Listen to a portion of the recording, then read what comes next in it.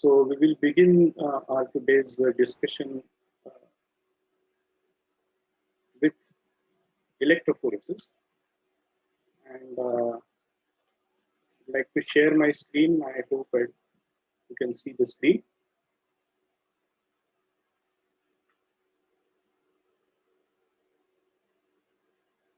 Okay, so we will be beginning our understanding about electrophoresis, and we will establish our concepts regarding electrophoretic separation. Basically, like chromatography is a separation method, electrophoresis is also a separation method, and there is one more, which is grouped under the separation method category, and that is centrifugation, also referred to as sedimentation.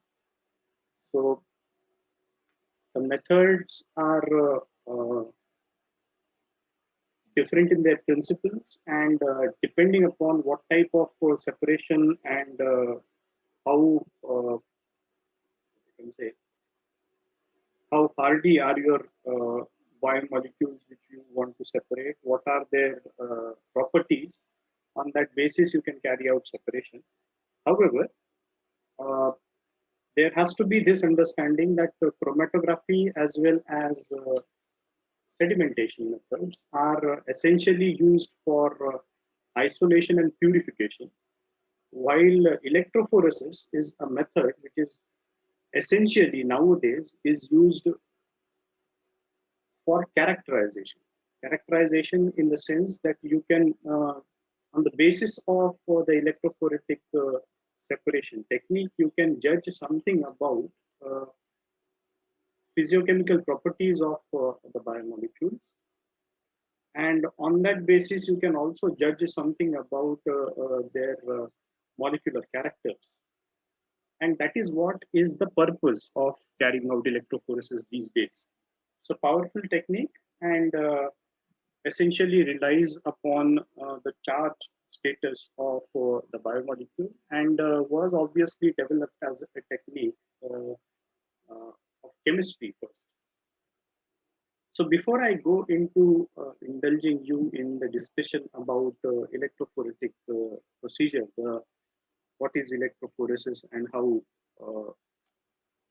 the separation happens during the process of electrophoresis, let me first ask you that what do you know about electrophoresis? What is it according to you?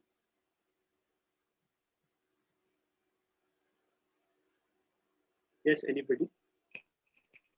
So it's a process of separating DNA. Not only DNA, Alka. It can be different biomolecules. So in general, what do you understand about electrophoresis? That's what I wanted to know. So anyone? So it involves the movement of charged molecules in presence of electric field. Yes, it's actually associated with the migration of charged molecule under the effect of electric field. That's what is actual definition of electrophoresis. But do you know any other procedure wherein there is migration of charged particles under the effect of electric field, which perhaps you might have studied in greater detail in your previous classes?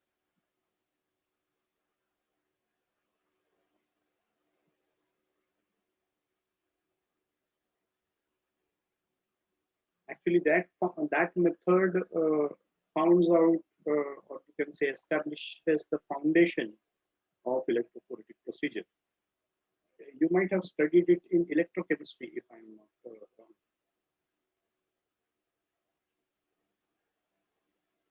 Yes, anybody can recall?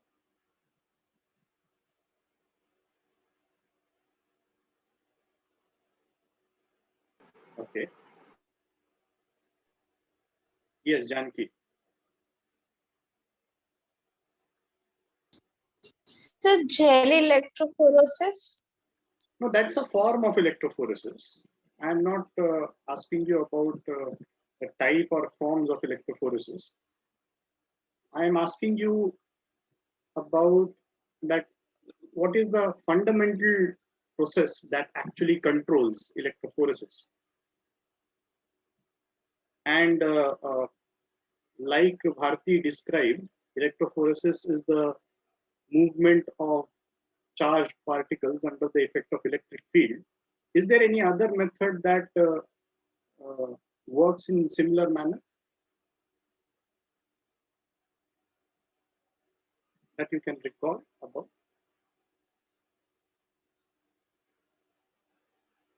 Okay.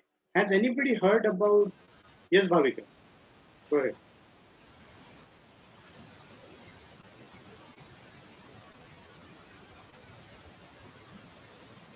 Hello.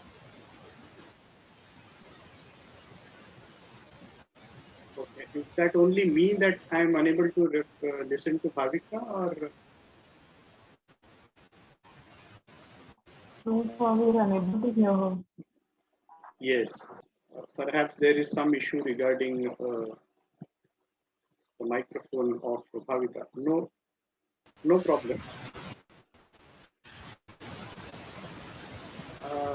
Still not very good, Bhavika. We cannot listen to you, what you're trying to say. The microphone is perhaps not connected. Yeah, Yes, you are audible.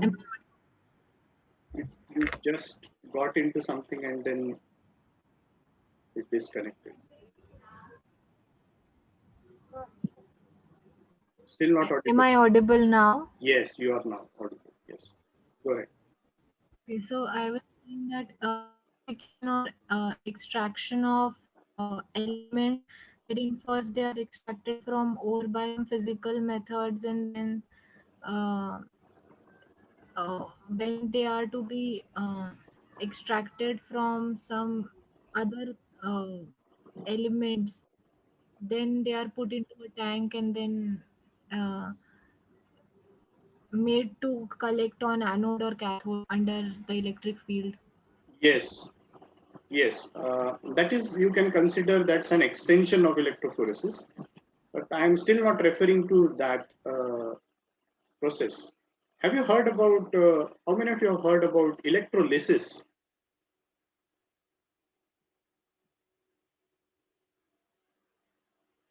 Yes.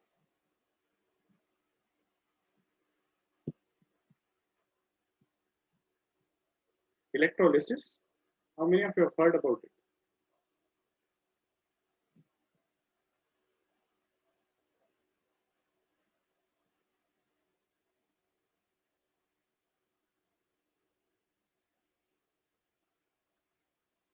No one? Yes, we've got it. Sorry?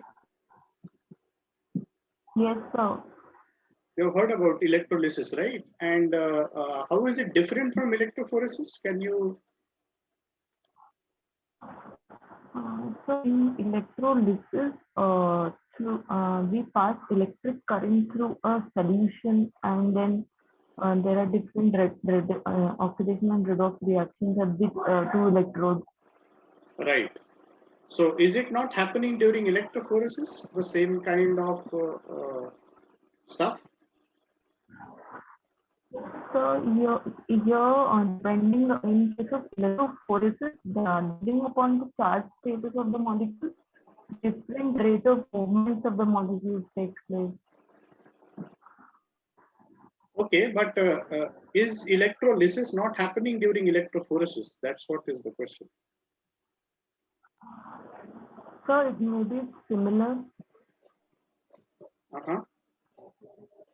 So why you are not calling it as electrolysis? Why you are calling it as electrophoresis? Any idea?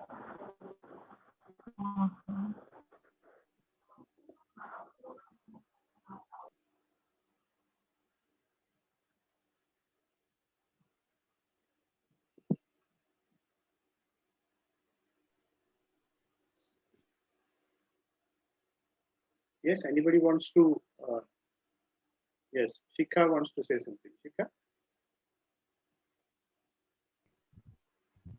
you are not audible. Shikha. Sir, Yes. in electrophoresis, of like DNA is moving only positive end. Means towards only one of the electrode. And in electrolysis, whatever ions they move towards both of the ends, like in at anions and at cathode also and anion also. So Anode also. do you believe that when the DNA is moving towards one of the two electrodes, there are no ions moving towards the other electrode?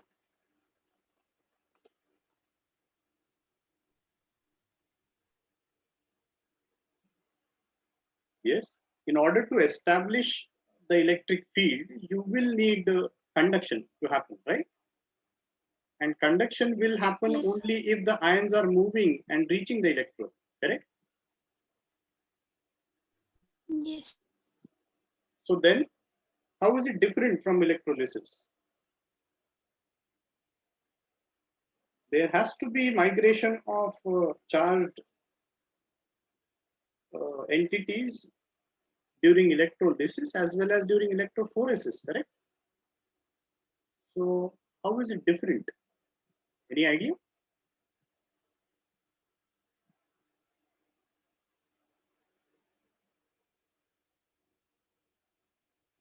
Okay, what we'll do now is that perhaps we will try and understand in greater detail that how are the two processes related to each other, and what is the purpose of doing electrophoresis.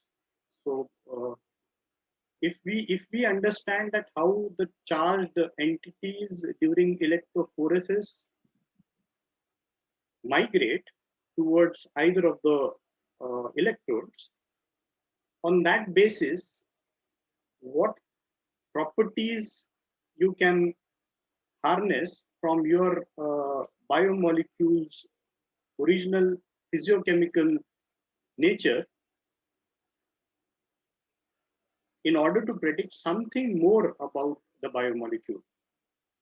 Okay, so no doubt there is separation happening during electrophoresis, but apart from separation, you are also gaining some more information about your biomolecule, and that is what is more important about electrophoresis. Because separation wise, if you compare electrophoresis with chromatography, chromatography is seeming to be a more efficient method of separation compared to electrophoresis. Because in chromatography, you can separate molecules which are uncharged as well. However, in electrophoresis, the primary requirement is that the molecule should have a charge, right? Are you getting the difference between the two methods? Yes, sir. Another important thing about electrophoresis is that how is it different from chromatography or sedimentation? Is that it is carried in a medium wherein by changing the characters of the medium, you can very easily analyze the migrational properties of your molecule, and on that basis, you can predict something more about your molecule. And you can change these conditions according to your requirement, and on that basis, you can make your molecule migrate better and get separated better from other components. And on that basis, you can go step by step in analyzing certain characters about your molecule. So that's what is the essence of electrophoresis, or the purpose, you can say, of electrophoresis. But before we understand all these things, we need to first understand critically that what are the features that are associated with electrophoretic procedure, and how is it different from electrolysis. That's what was the question that we need to address, even even in a better way. So I hope that you have some background of electrochemistry on the basis of which we can build up the story. Let's find it out whether you can still remember what you studied about electrolysis or not. So when we say, or when we need to address the question that what is electrophoresis, as was very clearly described by Bharti, that is the migration of charged particle under the effect of electric field. However, essentially, many of the biomolecules can be made to gain a charge. So on that basis, electrophoresis sounds to be a powerful tool for separation. Okay, like for example, we know biomolecules ranging from amino acids, peptides, proteins, nucleic acids, nucleotides. I hope that you know the difference between all of them. So amino acids are you can say the smallest units which are responsible for forming a peptide, and further that peptide is responsible to get folded into a proper functional protein structure. Likewise, nucleic acids are the bigger molecules like the DNA and the RNA, which are made up of nucleotides. Okay. However, what you cannot see here are carbohydrates, right?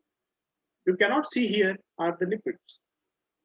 So they cannot be separated by using electrophoresis. So one important drawback you can consider of this method is you have to rely upon those molecules which are electrically charged or which can be made to gain a charge. Okay, now why I'm saying this made to gain a charge is because the charge status of all these molecules listed above depends upon the pH of the environment in which they are located. Right? So if we have a proper pH value, only then we can make amino acids or peptides or proteins or nucleic acids or their component nucleotides to gain the charge, right? And in case we can make them gain the charge, then and only then they can migrate under the effect of electric field. And depending upon their charge status, they can migrate either towards cathode or towards anode, depending upon their charge. And those ions which migrate towards cathode, which is a negatively charged electrode, are referred to as cations. And those ions which migrate towards anode, which is a positively charged electrode, are referred to as anions. So obviously, cations are positively charged while anions are negatively charged. This has to be the basic clear understanding about cation and anion nature and their liking towards the electron. Now also there is an interesting thing about electrophoresis, and that is that although it is more limited only for nucleic acid or protein separation, it can give you more, what you can say, much more information than any of the chromatography or you can say the sedimentation method can give you about protein or nucleic acid. And on that basis, it has evolved to different ways in which you can characterize these two molecules only. You cannot do it for lipids, you cannot do it for carbohydrates either. Okay. Lipids, because they are insoluble in aqueous medium, and for conduction to happen, you need an aqueous medium. So essentially, you cannot work up with lipids. And carbohydrates, although they are soluble, these are uncharged polar molecules and cannot be even made to gain a charge. So you cannot work with carbohydrates also. So for that purpose, you will need other methods like chromatography or sedimentation. So, and one last thing about the charge status of the molecule, which is quite different in chromatography while compared to electrophoresis. The density of the charge and the type of the charge, both these characters are pretty much important in terms of electrophoretic separation. Now here, density, what do you understand when I say density of the charge?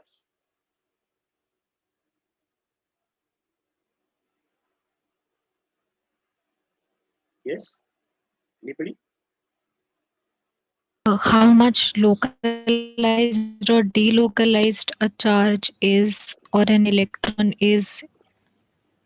Okay, that's fair enough in the sense that when we are looking at the charge density, then what I'm trying to convey is, if you are interested in the positive charge status of the molecule, how many positive charges are there and how are they distributed around the molecule. Okay, so if they are quite localized, that means in terms they are quite close to each other, the positive charges, the density of positive charge will be greater. Okay, this plays a significant role when we are offering chromatography as a separation method, ion exchange especially. However, in case of electrophoresis, it has a different angle to play. In electrophoresis, net charge matters. Okay, net charge is something like when you consider how many positive charges and how many negative charges are there, and on that basis you judge that whether it will be having a net positive charge or net negative charge. Okay, here density is not in question. Here, that means density of the charge.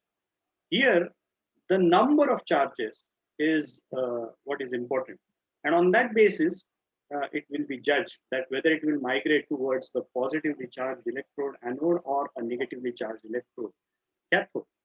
Okay, so, and that you can very easily change. Now, for nucleic acids, you cannot, because for nucleic acids is essentially negative charge because of the phosphate backbone.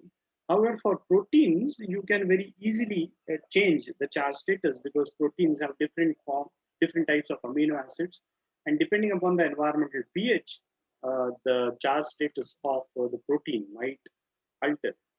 So for proteins, it becomes a very powerful technique, electrophoresis, and for nucleic acids also to a certain extent. We'll talk about how different are the two forms of electrophoretic separations are there. And what Bhavika was talking about is what is listed over here.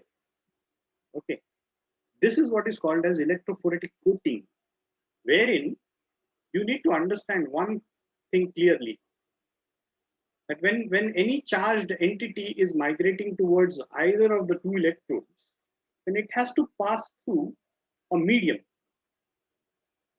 In order to, the medium is essentially required to bring about conduction of that charge, right?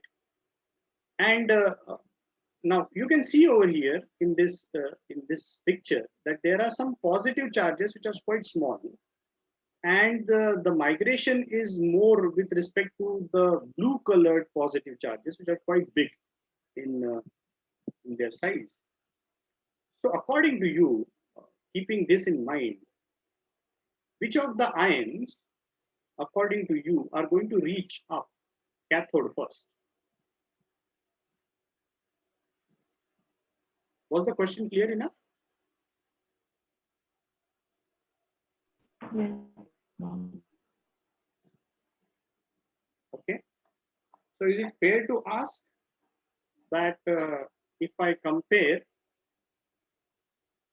the positively charged entities here, then which according to you are going to reach cathode first?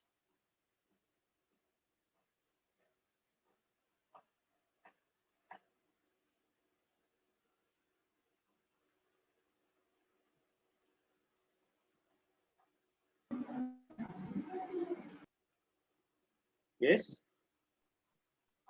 So the one which is more localized. Yes, one which is quite nearer already to cathode is obviously going to reach the cathode first. But apart from that, if imagine that you have just added these molecules, don't consider they have already started migrating. If you have added somewhere in the middle, say in the middle, you have just added these blue molecules. What according to you are going to reach the cathode first?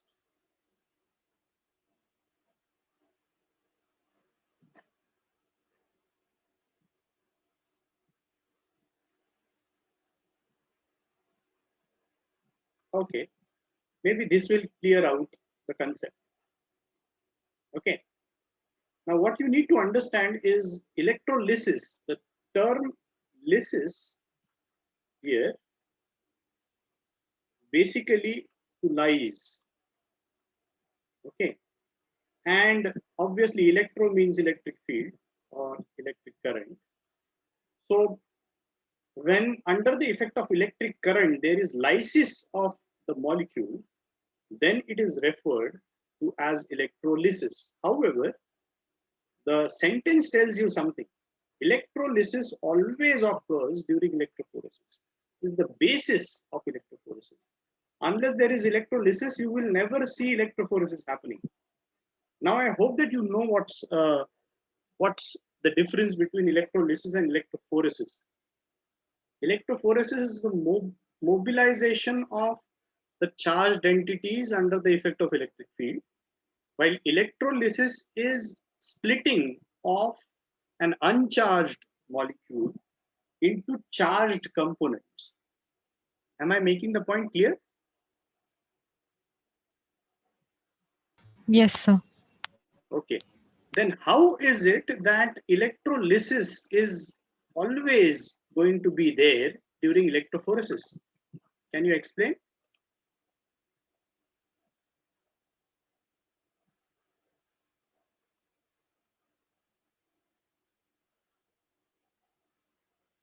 Yes. And mind you, these concepts are going to help you understand that what exactly is happening inside the electrophoretic unit. Okay, now everybody knows what is electrolysis of water. You might have heard about this term, right? Electrolysis of water. Yes. So water is a good conductor or a bad conductor of electricity. Sorry.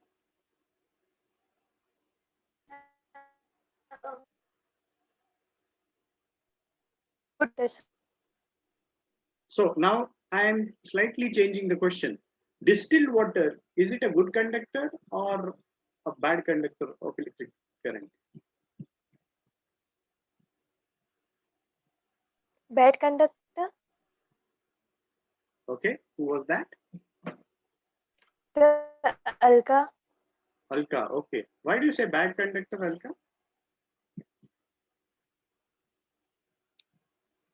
Because it has no minerals.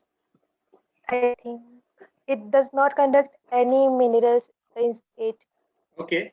But if I put two electrodes in distilled water and connect it with a battery, will there be electrolysis of water happening?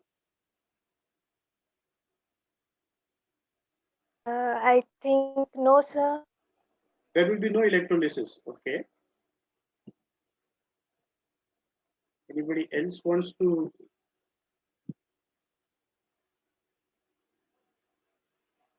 have some other opinion?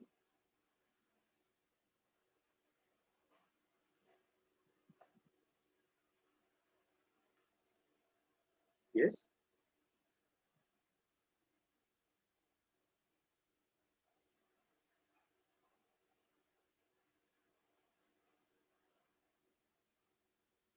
Why no electrolysis of water if we compare it with distilled water, natural, say, do, do you think that there is a requirement of electrolytes to be present in order to bring about electrolysis of water?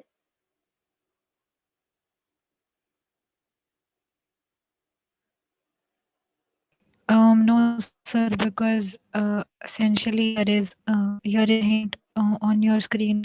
On cathode, reduction reaction happens, and on anode, oxidation reaction happens, and H2O is made up of hydrogen and oxygen. Right. Hydrogen in itself is a good electron donor, Right. and oxygen is highly electronegative. So when electricity is conducted, when there is some external pressure, it will start losing electrons, hydrogen, Okay. So do and you oxygen will do gain. you So do you they want will to say settle. that when it is distilled water and you are putting up two electrodes in distilled water, there will be some conduction happening? Yes, sir. I think. Mhm. Actually, to set up this tone, that means whatever that is shown over here, you need electrolytic, what you can say, support. Okay. In order to bring about this migration, whatever that is shown over here, you need an electrolyte to be present inside. Because unless they are present, there will be no conduction happening inside the system. Okay. Now, let me give you a perspective. Like electrons cannot be solubilized in water. Okay.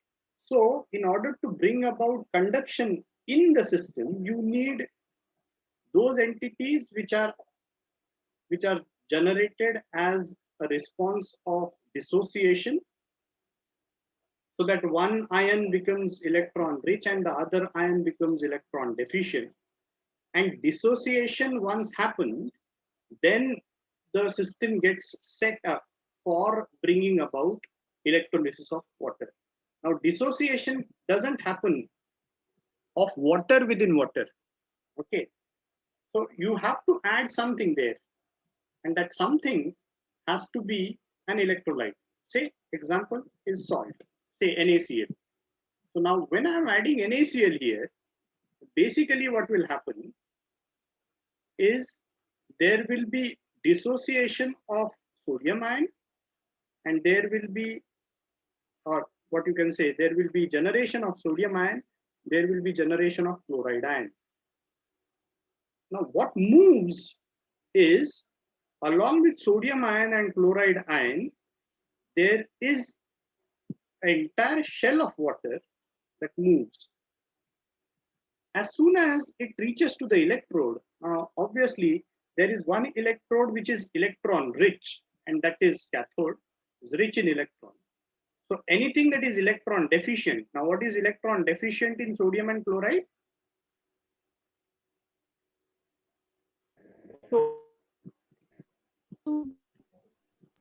Yes. Obviously sodium, because it is carrying a positive charge. So it is sodium that is going to migrate towards cathode.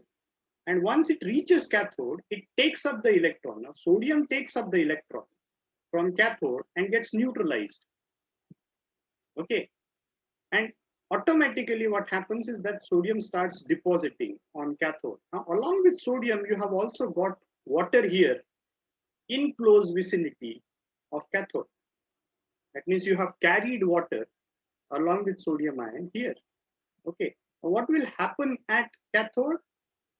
Obviously, as a sodium ion is brought, bringing water very close to the negatively charged electrode, it will cause the water to be split up into protons and electrons. You're getting the point?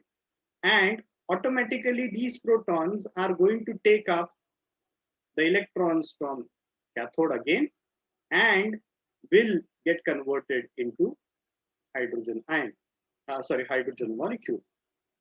Now the situation is slightly different. Now, hydrogen evolves here at cathode. Slightly different what happens at anode. Anode is electron deficient. So it is going to attract those electrons from chloride. Same as sodium moved along with water, chloride is also going to move along with water over here. As soon as water reaches to anode, what is happening is that water is getting split up into oxygen and 4 protons and 4 electrons. Now, these 4 electrons which you are generating will be migrating from anode to cathode to the external circuitry, again back. So the potential of cathode is restored and the potential of anode is restored back. And this is because of this external circuitry that you are having. So electrons can move across in the external circuitry, those which are getting generated. They are taken up by at cathode by hydrogen ions, and they are generated at anode, which is responsible for migration of, or which is responsible for generation of the current that you are going to see over here. So is this making sense now?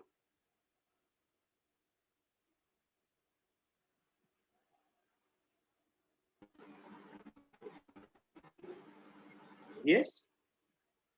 How is electrolysis of water happening? Electrolysis of water is going to generate oxygen, which evolves at anode, and hydrogen, which evolves at cathode. Okay. For every oxygen evolving, there are two molecules of hydrogen that are evolving at cathode. This happens just because the molecules of water are going to be taken up by the electrolyte to the ends. Am I making the point clear to you? Yes?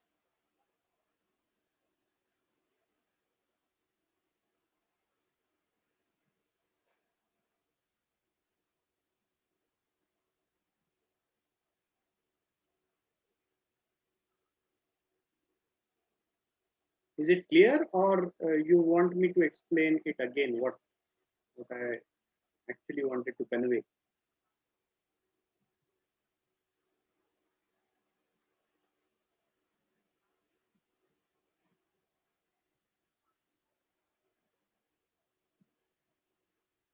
Yes? Anyone?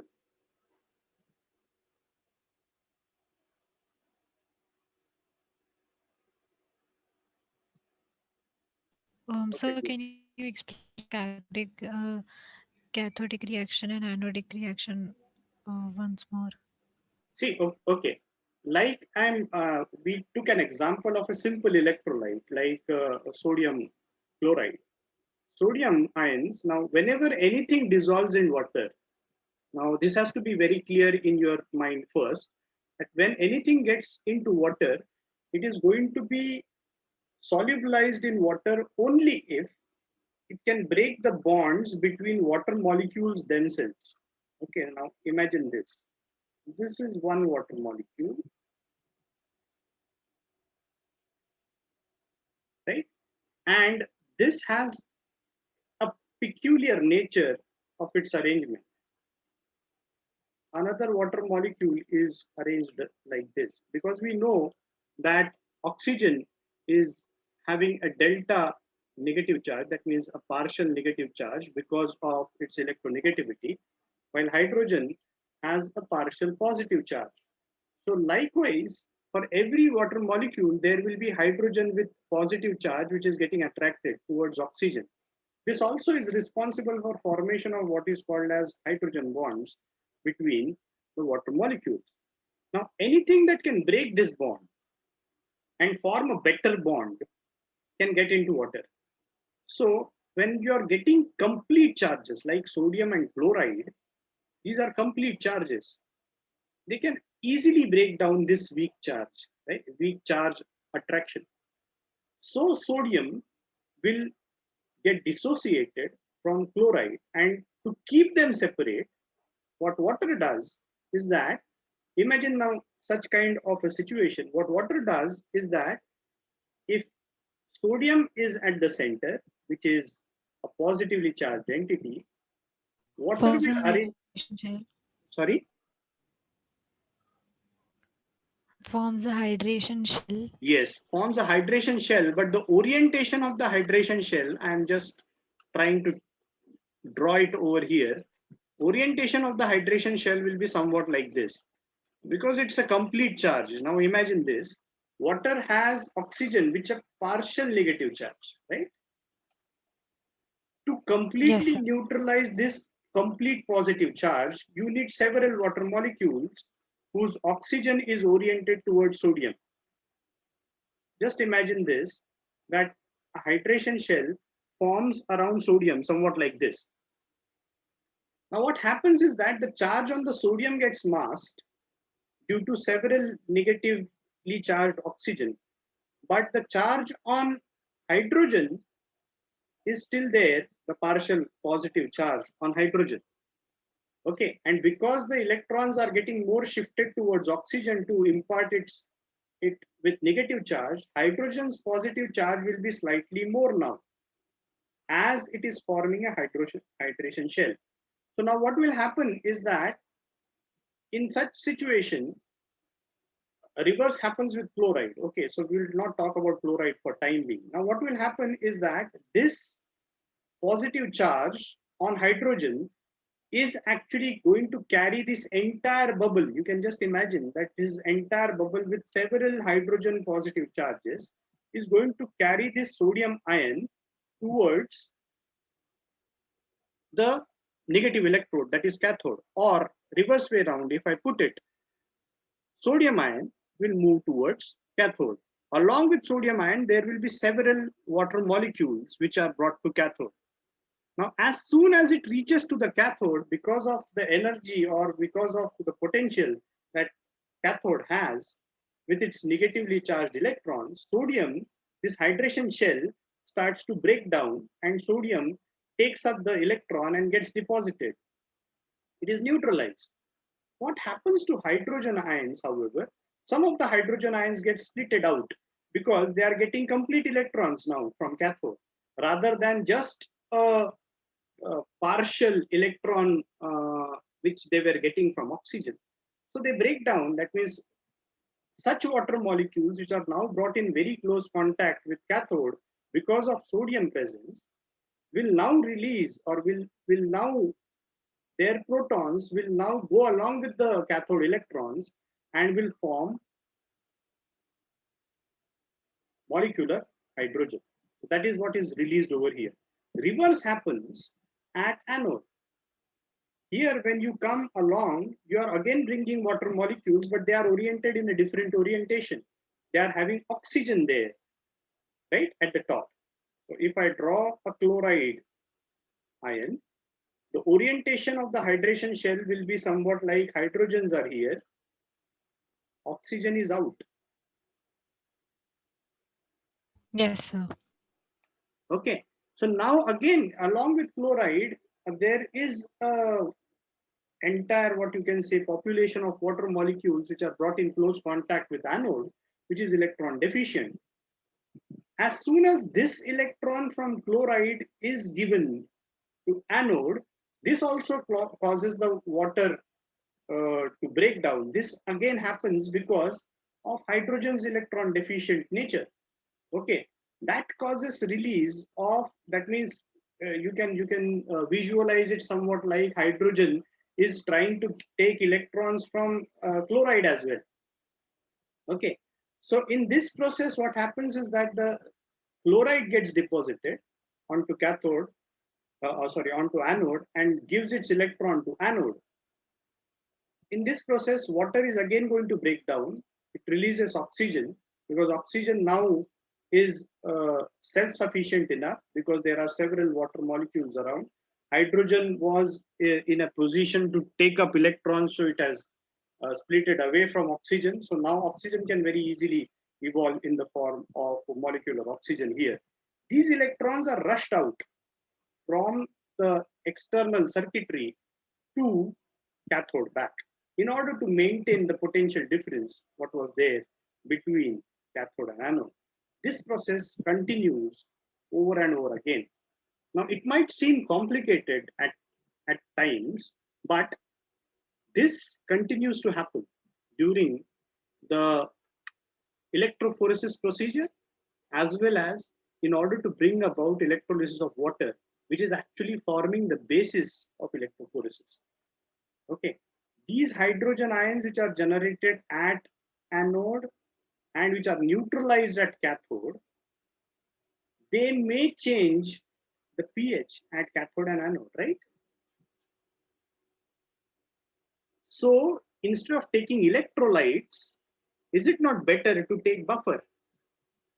What the buffer does is that it will never allow free hydrogen ions to exist anywhere, all throughout the system, and will hence maintain the pH. That means no extra hydrogen ions. Whatever amount of hydrogen ions have to be there in order to maintain the pH, they will be there. But extra hydrogen ions, which are a result of electrolysis of water, they will never be allowed to remain there near cathode or anode. And hence, presence of buffer is an essential requirement during electrophoresis, because pH will be the deciding factor in order to maintain the charge on your biomolecule. I hope that the point is clear. Am I making sense now? Or is it too much in the beginning itself? So that part was understood where you said that a buffer will never allow free hydrogen ions to move or roam around in the solution. But what you said last line, that was not clear. Yes, see, you want that the biomolecules should be separated, right? And in order to bring about their separation, you are going to impart them particular charge. This charge impartation is done by the pH of the buffer, right? So if the Yes. pH changes, then the charge on the buffer is biomolecule is going to change, and that is Yes. not going to be of your what you can say utility. Correct. So it's better that you allow buffer ions now to do the job for you. Okay. Instead of using electrolyte. Now, other Yes. way around, you could have just added sodium chloride and you could have performed electrophoresis, right? But you cannot do it just by using an electrolyte. You will have to use a buffer. The reason being, buffer's pH is going to be responsible to impart charge onto your biomolecule, and as well as it will maintain the pH during the process of electrolysis, which is the basic conduction process during the electrophoretic procedure. Is this fine?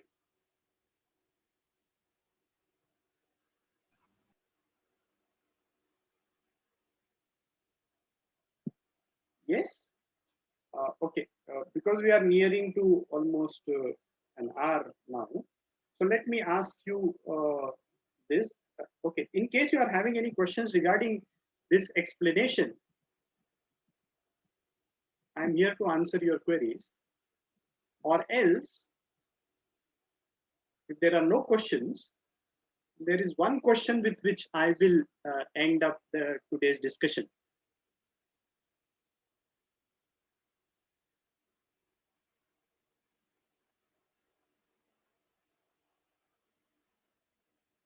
Yes. Are there any questions? Till now, is the thing clear?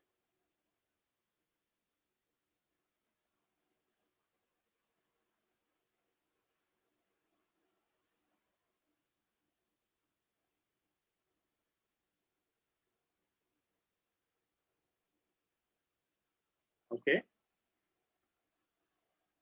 So I consider that I have made it pretty clear to you all. Okay, there is one. Okay. So I consider that it is pretty clear to you all that what is happening during electrolysis and how it is forming the basis of electrophoresis. Now, let me ask you this question. What, according to you, during electrophoresis must be involved in conduction of current? The buffer ions or the charged molecule of your interest? Is the question clear?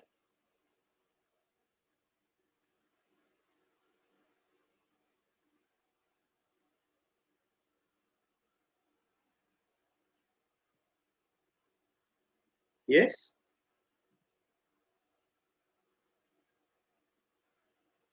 So after this much understanding about electrolysis procedure and its involvement during electrophoresis, the question is, what according to you is involved in carrying current during electrophoresis? The buffer ions or the biomolecule which is bearing the charge?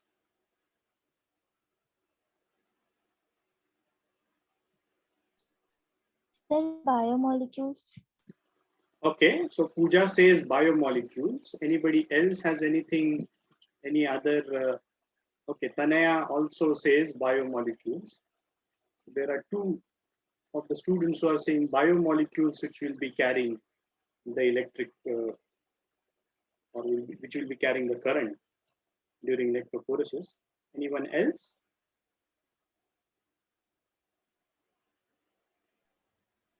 Sir, Shikha? Shikha says buffer ions. Okay, I could only hear buff, but I can make out that she was saying buffer ions. Okay. So anybody else sir, with any? buffer. Okay, who was that?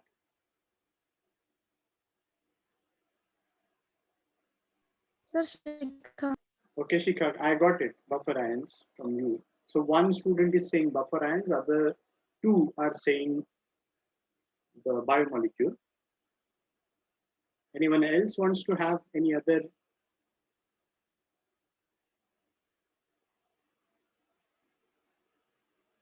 explanation? Interesting thing is, although both carry the charge, the current conduction is done only by buffer ions. Biomolecules never do conduction. The reason is simple, because if the biomolecule has to do the conduction, it has to reach the electrode and get neutralized, just like we talked about sodium and chloride, right? They were reaching the electrodes and were getting neutralized. That process of neutralization is actually responsible for current conduction throughout the external circuitry, right? Are you getting the point? So, although in the medium, biomolecules are carrying the charge, they are never allowed to reach the electrode, because as soon as they will reach the electrode, they will get completely denatured, right? So during electrophoresis, one thing that you have to be very certain about is that the biomolecules, although they will carry the charge, they are never allowed to reach the electrode. So the conduction actually is done by buffer ions, which actually are allowed to reach the electrode because they are very small in size. Make sense?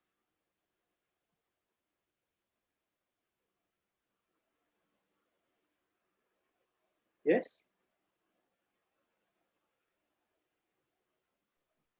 Sir, but buffer solution doesn't contain any charge. Then how it is supposed to carry them?